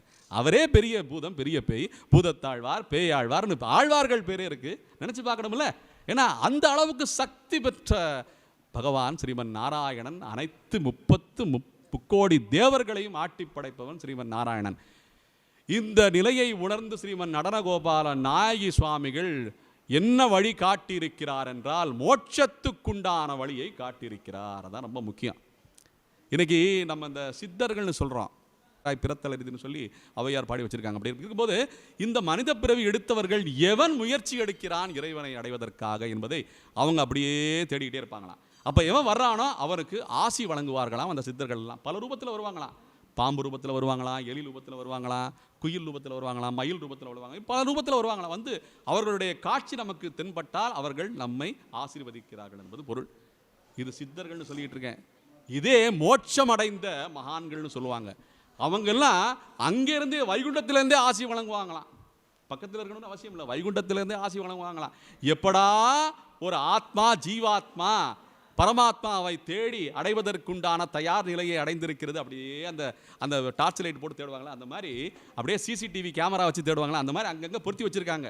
அந்த சிசிடிவி கேமராக்கள் யாருன்னா இந்த நடனகோபால நாயகி சுவாமிகள் தான் ஒரு கேமரா. அங்கங்கே கேமரா இருக்குது, அவர் பார்த்துக்கிட்டே இருக்காரு. எவன்டா தயாராகிட்டு இருக்கா வைகுண்டம் வர்றதுக்குன்னு சொல்லி தயாராகிட்டு இருக்காரு, சொல்லி பார்த்துக்கிட்டு இருக்காங்க. அப்படி இருக்கும்போது இந்த நிலையை அடைவதற்கு யார் பக்குவம் அடைகிறார்கள் என்பதை தேடுவார்கள். ஒரு உண்மை புரிஞ்சுக்கணும், இல்லறமா துறவரமான்னு சொல்லி கேட்பாங்க நிறைய பேர். நிறைய பேர் என்ன சொல்லுவாங்க, எல்லாத்தையும் துறந்தா தான் மோட்சி அப்படின்னு சொல்லுவாங்க. உண்மையிலே அது கிடையாது. கூடி குளிர்ந்தேலோர் எம்பாவாய்ங்கிறது ஆண்டாளுடைய திருவாக்கு. அப்படின்னா நம்ம கூடி குளிரணும். ஒருத்தர் மட்டும் தனியாக பகவானை அனுபவிச்சா பகவானுக்கு சந்தோஷம் இல்லைன்னா நீ தனியாக வர்ற, உன்னோட சேர்த்து யாரும் இல்லையா? இன்னைக்கு இத்தனை ஜனங்கள் உட்கார்ந்து இருக்கிறீர்கள். அடியேன் வரும்போது 2-3 பேர் தான் இருந்தாங்க. என்ன எப்போ பேச ஆரம்பிச்சிருக்கேன் பகவானை பற்றி, இத்தனை பேர் சேர்ந்து அந்த கூட்டத்தோட கூடி குளிர வேண்டும் என்ற அந்த ஆசையில் தானே பேசிக்கிட்டு இருக்கோம். அப்படி சொல்லும்போது கூட்டமாக இருந்தால்தான் பக்தி நிலை பெறும், பக்தி பெருகும், ஞானம் பெருகும், மோட்சத்துக்குண்டான நபர்கள் கூடுவார்கள் சொல்லும்போது இல்லறம் நல்லறம் ஆகிறது. எப்படி இல்லறம் நல்லறம் ஆகிறது? எப்படி? ஒருத்தர் மோட்சம் போனால் தனி, பெண்ஜாதியும் சேர்த்துக்கிட்டு மோட்சம் போனால் எவ்வளோ பெரிய விசேஷம் அது. அதுதான் இல்லற வாழ்க்கை. நம்முடைய பாரத தேசத்திலே உபதேசிக்கப்பட்ட இல்லற வாழ்க்கை. என்ன அந்த இல்லற வாழ்க்கையில் புருஷனை கூட புருஷன்னு சொல்லிடுவாங்க, என்ன பதியை கூட பதின்னு சொல்லிடுவாங்க. ஆனால் பத்தினியை சொல்லும்போது தர்ம பத்தினி அப்படின்னு சொல்லுவாங்க. அது என்னடா தர்மத்தை சேர்த்துருக்கீங்க பத்தினியோட தான். அவள் தான் தர்மம், அவள் தான் தர்மத்துக்கு நயப்படுத்துகிறவள்னு அர்த்தம். பத்தினி என்ன யாருன்னா பதி நயதீதி பத்தினி, புருஷனை நயப்படுத்துபவள் தான் பத்தினின்னு சொல்லுவாங்க. அப்படின்னா தர்மத்துக்குண்டான அந்த தெய்வத்தின் அம்சமாக இருப்பவள் தான் ஒவ்வொரு பத்தினிகளும். நம்முடைய பாரத தேசத்திலே பெண்களை சிறுமைப்படுத்துகிறார்கள், பெண்களை ஒடுக்குகிறார்கள், என்ன அடிமைப்படுத்துகிறார்கள். அப்படியே நம்ம அந்த அடுப்படியிலேயே வைத்துக்கொண்டு எல்லாரையும் செய்துக்கிட்டார்கள். அதெல்லாம் கிடையாது. பெண்களை போற்றுகின்ற தர்மம் நம்முடைய சனாதன தர்மம் என்பதை புரிந்து கொள்ள வேண்டும். பெண்களை உயர்ந்த நிலைக்கு செலுத்துகின்ற தர்மம் நம்முடைய சனாதன தர்மம். ஆண்டாள் பூமி பிராட்டியை பூமி பிராட்டி என்றே அழைக்கிறோம். பூமியே தேவதை தான், பூமியே ஆண்டாள் தான் என்று சொல்வது போல அப்பேற்பட்ட தர்மம் நம்முடைய சனாதன தர்மம். அப்பேற்பட்ட தர்மத்தில் நம்முடைய சமூகம், இந்த உலகம் அனைத்தும் ஞானம் பெற வேண்டும், மோட்சம் பெற வேண்டும் என்ற அந்த காரணத்துக்காகவே சொல்லுவாங்க, ஆண்டாள் திருப்பிராட்டியே அவதாரம் அருவதாரமாக எடுத்திருக்கிறார் இந்த நடனகோபால நாயகி சுவாமிகள்னு சொல்லுவாங்க. அப்பேற்பட்ட உன்னத ஒரு நிலை, உன்னத அவதாரமாக ஸ்ரீமன் நடனகோபால நாயகி சுவாமிகள் இந்த மதுரை எம்பதியிலே அவதாரம் எடுத்திருக்கிறார். அவர் மோட்சமடைந்த நாள், அவதரித்த நாள் மிருகசிருஷ நட்சத்திரம்னு சொல்லுவாங்க. ஒரு பௌர்ணமி திதின்னு சொல்லுவாங்க. இந்த மார்கழி மாதத்திலே அவதரித்திருக்கிறார் இந்த மகான். அதான் தலைப்பு. என்ன? மகான்களின் மாதம் மார்கழி. இதான் தலைப்பு. இந்த தலைப்புக்கு இப்போ தான் வர்றோம். என்ன, இவ்வளோ நேரம் பேசிட்டு வந்ததெல்லாம் மகானை பற்றி தான். அந்த மகான் எப்படி மாறுகிறார் என்பது, அவருடைய வரலாறு, எப்போ மகான் ஆயிருக்கிறார் என்பதை பற்றி செய்தியெல்லாம் சொல்லிக்கிட்டே வந்தேன். இப்போ இவர் மகான் ஆன பிறகு இவருடைய செய்தி என்ன? செய்தி என்ன? நாராயணனை அனைவரும் உணர வேண்டும், அனைவரும் வழிபட வேண்டும், அனைவரும் அவரை பஜிக்க வேண்டும், அவரை பூஜிக்க வேண்டும், அவருடைய திருநாமங்களை சொல்ல வேண்டும் என்பதுதான் இவருடைய கீர்த்தனைகள்லாம். இதெல்லாம் என்ன சொன்னால் என்ன ஆகுங்கிற கேள்வி பெறும்போது, உனக்கு வேண்டிய குலந்தரும் செல்வந்தந்தரும் அடியார் படுதியர் ஆகினவெல்லாம் நிலந்தரம் செய்யும் நீள் விசும்பருளும் அருளொருபடி நலமளிக்கும் வலந்தரும் மற்றும் தந்திடும் பெற்ற தாயினும் ஆகின செய்யும் நலம் தரும் சொல்லை நான் கண்டு கொண்டேன் நாராயணா வென்னும் நாமம் என்ற அந்த ஆழ்வாருடைய என்ன, அந்த ஆழ்வாருடைய திருவாக்கின்படி, திருமங்கை ஆழ்வாருடைய திருவாக்கின்படி இவரும் நாராயணனை பரப்பியிருக்கிறார். இவரும் நாராயணனை ஸ்ரீமன் நாராயணா ஆவிரே துஸ்ர கதினி தூஸ் கதிரே ஸ்ரீமன் நாராயணா ஆவிரே அப்படின்னு சொல்லி, வேறு வழியே இல்லை, அவனை அடையிற தவிர வேறு வழியே கிடையாது அப்படின்னு சொல்லி அவ்வளவு தீர்க்கமாக, அவ்வளவு உறுதியாக கீர்த்தனைகளாகவே பாடிக்கொண்டே வந்திருக்கிறார். அந்த காலத்தில் பக்தி என்ன? கீர்த்தனை தான், சொற்பொழிவு தான். இது நிறைய நடந்து கொண்டிருந்த காலம் அந்த காலம். அப்படி செய்திருக்கும் போது அவர் மோட்சத்தை அடைய வேண்டும் என்ற ஒரு வயதை அடைந்த பிறகு தான் முடிவெடுத்திருக்கிறார். இதுதான் மகான்களுடைய ஒரு கீர்த்தி, ஒரு பெருமை.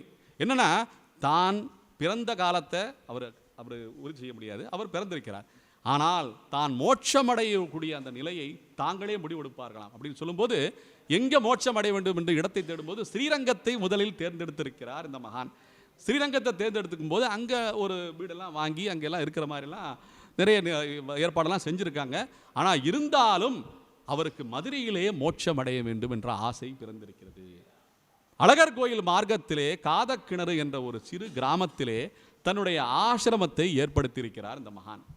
அந்த ஆசிரமத்தை ஏற்படுத்தி தன்னுடைய சிஷ்யர்களோட அங்கே வாழ்ந்து திருமோகூர், திருமாலிருஞ்சோலை, அப்புறம் ஆனைமலை ஸ்ரீ நரசிங்க பெருமாள், இது போன்ற திவ்ய தேசங்களுக்கு நடுவிலே அவர் ஆசிரமம் அமைத்து கொண்டு, நரசிம்மரை அவருடைய திசையிலே பார்த்து கொண்டே அந்த ஆசிரமம் அமைத்து கொண்டு, அந்த திசையிலேயே அவரை பார்த்து கொண்டே தீர்க்க தரிசியாக இருந்து கொண்டு அந்த தீர்க்க நிலையை, தீர்க்க ஆயுஷ நிலையை, அந்த பரமபதத்தை அவர் அடைந்திருக்கிறார். அது 1914ஆம் ஆண்டு அவர் மோட்ச பெற்ற அந்த வருடம் என்று சொல்வார்கள். அவர் மோட்சி பெறும்போது அவரே முடிவெடுத்திருக்கிறார், இந்நாளிலே நான் மோட்சி பெறுவேன் என்று சொல்லி, மோட்சம் பெறுவேன் சொல்லி. அந்த நாள் எது என்றால், இன்னைக்கு இத்தனை லட்ச ஜனங்கள் கூட்டமாக பல கோயில்களிலே சென்று திரளாக சென்று புகுகின்ற அந்த வைகுண்ட வாசல் என்ற அந்த வைகுண்ட ஏகாதசி என்ற நாளிலே தான் அவர் தேர்ந்தெடுத்து மோட்சம் பெற்றிருக்கிறார் என்பது அவருடைய மகத்துவமான மகிமைகளிலேயே மிகப்பெரிய மகிமை. ஏன்னா, நான் சொன்னது, அடியன் சொன்னது போல, இந்த சித்து விளையாட்டு, இந்த அந்த விளையாட்டு, இந்த விளையாட்டு, இந்த உலகத்துக்குள்ள இந்த பஞ்சபூதங்களுக்குள்ளேயே நம்ம உழண்டுகிட்டு இருந்தோம்னா நம்ம மோட்சம் அடையவில்லை.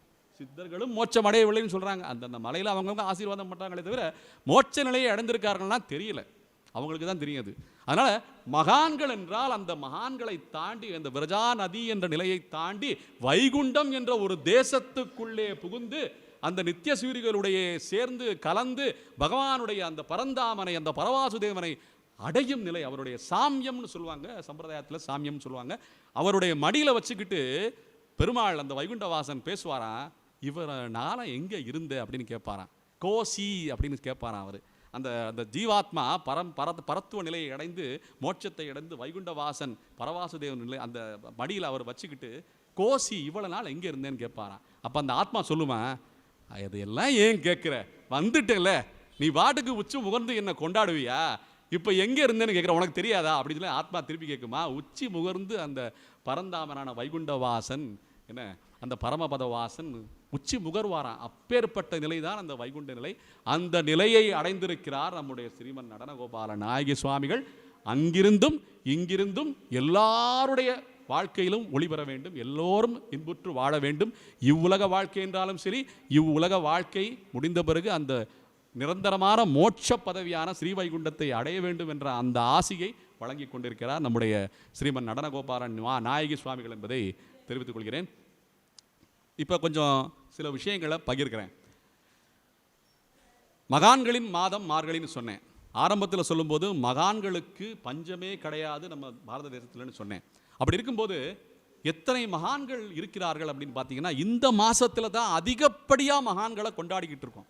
நல்லா புரிஞ்சுக்கணும், இந்த மாதத்தில் தான்.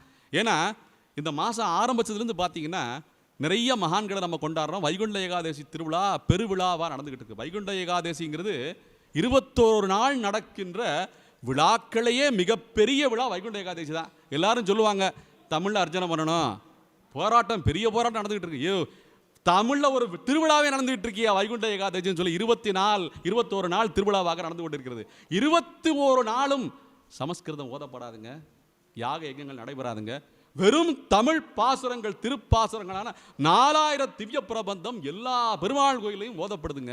அப்ப பெருமாள் லயிச்சு கேட்பது எல்லாமே தமிழ் தமிழ் தமிழ் அமுதம். ஈரத் தமிழ் சொற்களை ஆழ்வார்கள் செய்த அந்த ஈரத் தமிழ் பாசுரங்களைத்தான் செவிமடிக்கிறார் பெருமாளேன்னு சொல்லும்போது, தமிழ்ல எங்க அர்ச்சனை இல்லை, தமிழ்ல ஸ்தோத்திரம் எங்கே இல்லை, தமிழ்ல வேதமே இருக்கிறது.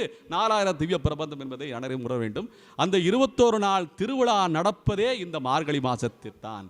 அதில் போற்றப்படுகின்ற மகான்கள் யார் என்றால் அவர்கள்தான் ஆழ்வார்கள் என்று சொல்லுகிறோம்.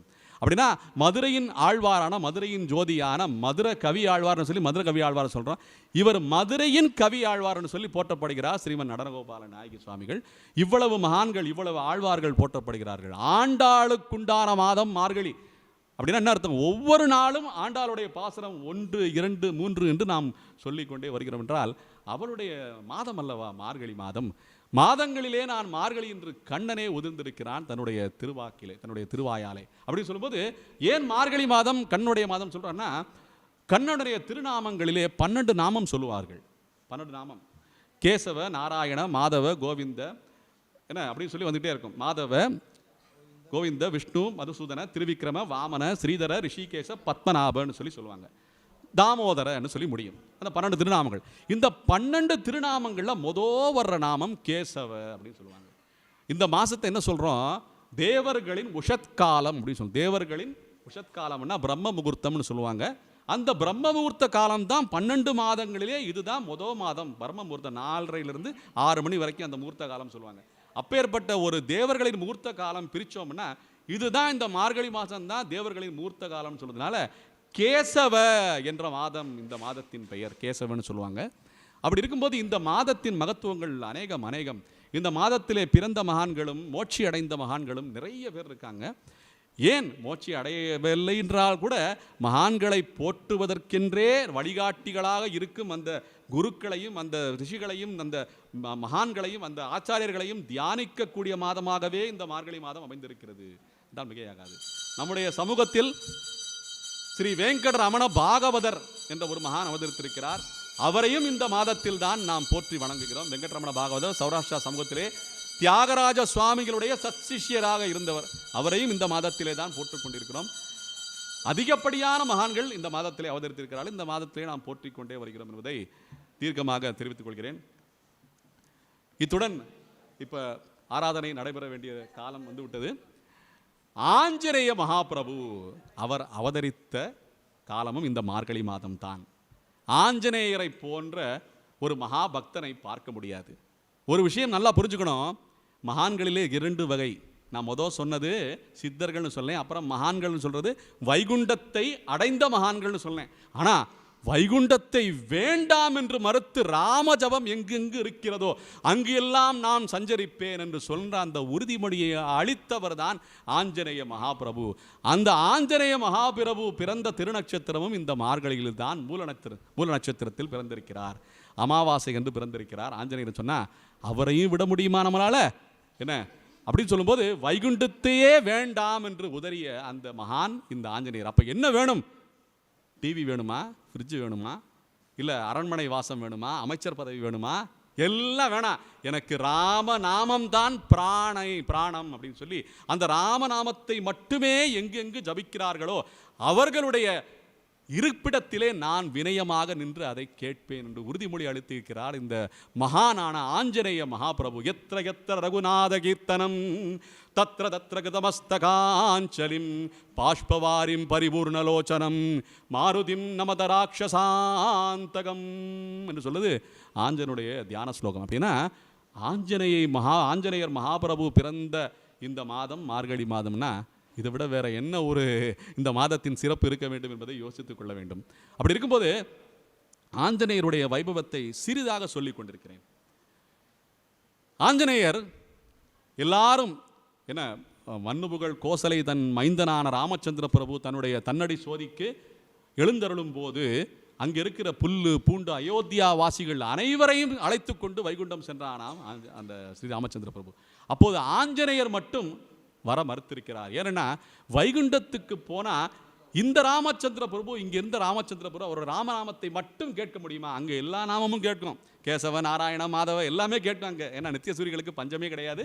அங்க எல்லாரும் நாராயணனை போட்டுக்கிட்டே இருப்பாங்க. அதுல ஒரு நாமமா இந்த ராமநாமம் இருக்கும். ஆனா ஆஞ்சநேயர் என்ன சொல்லியிருக்காரு, எனக்கு ராமன் மட்டும் தான் வேணும், வேற எதுவுமே வேணாம் அப்படின்னு சொல்லி முடிவெடுத்து ராமநாமம் எங்கெங்கு ஒலிக்கிறதோ ராம ஜபம் எங்கெங்கு செய்யப்படுகிறதோ அங்கெல்லாம் நான் இருப்பேன்னு சொல்லி உறுதி அளித்திருக்காரு. அப்போ இன்னைக்கு இருக்கிற குழந்தைகள் அடியேன்னு சொன்னது போல இன்னைக்கு இருக்கிற இளைஞர்கள் இளைஞிகள் முக்கியமாக பிடிச்சிக்க வேண்டியது ராமர் உடைய பக்தனான ஸ்ரீமத் ஆஞ்சநேயர் பிரபுவை. ஆஞ்சநேய பிரபுவை பிடிச்சுக்கிட்டோம்னா எந்த தளர்களும் இருக்காது, எந்த தடைகளும் இருக்காது, எந்த துர்வாசமும் இருக்காது. நல்லா புரிஞ்சுக்கணும், எந்த துர்வாசமும் இருக்காது. எப்படி ஸ்ரீமன் நடனகோபால நாயகி சுவாமிகள் அஷ்டமா சித்திகளை பெற்றிருந்தாரோ அதே போல ஆஞ்சநேயருக்கும் அஷ்டமா சித்தி கிடைத்திருக்கிறது ராமஜபத்தினாலே. அஷ்டமா சித்தியை அவர் இளவயதிலேயே பெற்றிருக்கிறார். இளவயதிலேயே சூரியனை நோக்கி பயணம் செய்திருக்கிறார். ராகுவுடன் போட்டி போட்டுக்கொண்டு பயணம் செய்திருக்கிறார். ராகுவே வியந்து, என்ன கிரகண காலத்தில் ராகு வந்து சூரியனை பிடிப்பார். அப்படி பிடிக்கும்போது ராகு வேகமாக போயிருக்காரு. அவரை விட வேகமாக இந்த ஆஞ்சநேய பாலகன் போகும்போது ராகுவே வியந்து ஆஞ்சநேயரை போற்றி இருக்கிறார். போற்றும் போது பரவாயில்லையே, பலே பலே, என்னை விட வேகமாக போறியே, அப்போ உனக்கு என்ன வர வேண்டும்னு கேட்ட உடனே என்னை யார் யார் தியானை வணங்குகிறார்களோ அவர்களை நீ பிடிக்க கூடாதுன்னு பரவாயில்ல கொடுக்குறேன்னு சொல்லிட்டு ராகுவுக்கு பிடிச்சது உளுந்து. அந்த உளுந்துல யார் யார் பிரசாதம் பண்ணி ஆஞ்சநேயருக்கு சாத்துறாங்களோ அவங்களுக்கெல்லாம் ராகு தோஷம் நிவர்த்தி ஆகும்னு சொல்றது வரலாறு, ஒரு செய்தி. அதனால வடை மாலை சாத்தினோம், ஜிலேபி மாலை சாத்தினோம், உளுந்துல செய்யப்பட்ட அந்த பிரசாதத்தை ஆஞ்சநேயருக்கு சாத்தினோம். இது அவருடைய பாலக நிலையிலே நடந்த ஒரு சம்பவம் சொல்வது போல ஆஞ்சநேயர் தன்னுடைய பிரபாவங்களை எல்லாம் வெளிப்படுத்தி கொண்டே வரும்போது ராமனை பார்த்து விட்டு ராமஜபம் செய்து கடல் கடந்திருக்கிறார். அஞ்சிலே ஒன்று பெற்றான், அஞ்சிலே ஒன்றை தாவி, அஞ்சிலே ஒன்றாக ஆரியர்க்காக எய்யி, அஞ்சிலே ஒன்றை பெற்ற அணங்கை கண்டு அயலால் ஊரில் அஞ்சிலே ஒன்றை வைத்தான், அவன் எம்மை அழித்து காப்பான் என்பது ஆஞ்சநேயருடைய கம்பநாடாருடைய அந்த பாசுரம். அப்படி சொல்லும்போது இந்த 5 பூதங்களையும் இந்த 5 பூதங்களையும் வசப்படுத்தியிருக்கிறான் ஆஞ்சநேயர். அப்படின்னா பார்த்துக்கணும் எவ்வளவு சித்தி பெற்ற ஆஞ்சநேயர். எதுக்கு? எந்த பதவி அடைகிறதுக்கு, எந்த ஆட்சி செய்யறதுக்கு, என்ன கோட்டை கட்டுறதுக்கு, என்ன வாகனம் வாங்குறதுக்கு, எதுக்கு செஞ்சிருக்காரு? ஒன்றும் கிடையாது. ஆஞ்சநேயரை யார் வணங்குகிறார்களோ, ராமனை யார் வணங்குகிறார்களோ அவர்களுக்கெல்லாம் உன்னத நிலையை அடையக்கூடிய வகையிலே அவர் வழி செய்கிறார் ஆஞ்சநேயர் அப்படிங்கிறதா உண்மை. வேற நம்ம வாழ்க்கையில் 2 விஷயம். ஒன்று, நம்ம வாழ்கிற வாழ்க்கையில் பிரச்சனை வரக்கூடாதுங்க. அந்த பிரச்சனை எதுக்கு வரக்கூடாதுன்னா பிரச்சனை வர்றதுக்காண்டி வரக்கூடாதுன்னு சொல்ல மாட்டோம். என்ன பிரச்சனையே வரக்கூடாதுன்னு சொல்லுவோம். அப்படின்னா பிரச்சனையே வராமல் எப்படிங்க இருக்கும்? அப்போ இந்த உலக வாழ்க்கையில் பிரச்சனை இல்லாமல் இருக்கவே இருக்காது. நல்லா தான் இருந்தோம், திடீர்னு 2 வருஷம் உள்ளுக்குள்ளே வச்சு பூட்டிட்டாங்க ஒரு கிருமி வந்ததுனால. ஒரு கிருமி நம்மளை ஆட்டி படைச்சதே. பெரிய அசுரனோ பூதமோ அரக்கனோலாம் தேவையில்லை, ஒரு சின்ன கிருமி காது வழியா செய்தி வந்தே நம்மளெல்லாம் பூட்டி வச்சிருச்சே. அப்பேற்பட்ட நிலைமையில தான் நம்மெல்லாம் அற்ப ஜீவன்கள். நம்மெல்லாம் சும்மா பார்க்கறதுக்கு தான் பெருசாக இருக்கும், பெரிய கருவிகள்லாம் வச்சுக்கிட்டு பெரிய மாளிகைலாம் கட்டிட்டு அப்படி இப்படின்னு தெரிஞ்சுக்கிட்டு இருக்கோம். தவிர இதில் அகப்பட்டு நாமெல்லாம் கஷ்டப்பட்டுக்கிட்டு இருக்கோம். சொல்லும்போது உன்னத நிலையை அடையணும்னா இந்த வாழ்க்கை இல்வாழ்க்கை, இந்த உலக வாழ்க்கை என்பது நிரந்தரம் கிடையாது. அப்படின்னா இன்னொரு உலகம் இருக்கிறது என்ற செய்தியை கொடுக்கிறவர்கள் தான் இந்த போன்ற நடனகோபால நாயகி சுவாமிகள். நடனகோபால நாயகி சுவாமிகள் என்ன பண்ணுறாரு, வைகுண்டத்திலிருந்து நம்மளாம் இம்போர்ட் பண்ணுறதுக்கு தயாராக இருக்காரு. எப்படி நம்மளெல்லாம் அவர் இறக்குமதி பண்றதுக்கு வைகுண்டத்திலிருந்து அவர் தயாரா இருக்காரு. ஆஞ்சநேயர் என்ன பண்ணிட்டு இருக்காரு, நம்மளெல்லாம் எக்ஸ்போர்ட் பண்றதுக்கு தயாரா இருக்காரு, ஏற்றுமதி பண்றதுக்கு தயாரா இருக்காரு. இந்த இறக்குமதி பண்ற அந்த ஸ்ரீமன் நடனகோபால நாயகி சுவாமிகள் பிறந்ததும், இன்று ஏற்றுமதி பண்கின்ற இந்த ஆஞ்சநேய மாபிரபு, ராமபக்தரான ஆஞ்சநேய மாபிரபு பிறந்ததும் இந்த மாதத்திலே தான் என்பதை ரொம்ப மகிழ்ச்சியாக, ரொம்ப தீர்க்கமாக சொல்லிக் கொள்கிறேன். அதுவும் அவருடைய ஸ்ரீமன் நடனகோபால நாயகி சுவாமிகளுடைய திருநட்ச தினமான இன்று ஸ்ரீ ஆஞ்சநேய மகாபிரபுடைய சன்னதியில் இருந்து கொண்டு பக்த ஜனங்களுக்கு இடையே இந்த திருவாக்கினை உதிர்வதற்காக எனக்கு மிக மிக ஒரு பாக்கியத்தை அளித்த இந்த ஸ்ரீ மதுரை வேத அத்தியன சபைக்கு அடியனுடைய கிருத்தகைகளையும் நன்றிகளையும் விசுவாசத்தையும் தெரிவித்துக் கொண்டு, அடியனுடைய இந்த சிறு உரையை ஏதாவது தவறு இருந்தால் மன்னிக்க வேண்டும், ஷமிக்க பிரார்த்திக்கிறேன். பெரியவர் டாக்டர் ராஜாராம் ஐயா இங்கே இருக்கிறார், அவரும் ஒரு வார்த்தை பேச வேண்டும் என்று சொல்லிக்கொண்டு அடியனுடைய உரையை பூர்த்தி செய்து கொள்கிறேன். ஸ்ரீயக்காந்தாய கல்யாண நிதயே நிதயேத்தினாம் ஸ்ரீ வெங்கட நிவாசாய ஸ்ரீனிவாசாய மங்களம்.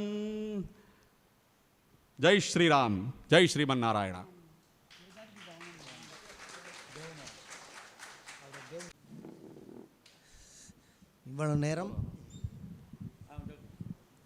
இவ்வளவு நேரம் மார்கழியின் மகானின் மகத்துவம் பற்றி ரொம்ப விரிவாக பேசியவர் நம் விஜய்பாபு அவர்கள். அவர்களுக்கு இந்த பொன்னாடையை ஹனுமத் சன்னதியில், நடனகோபால் நாயகி சன்னதியில் சூட்டுகிறோம்.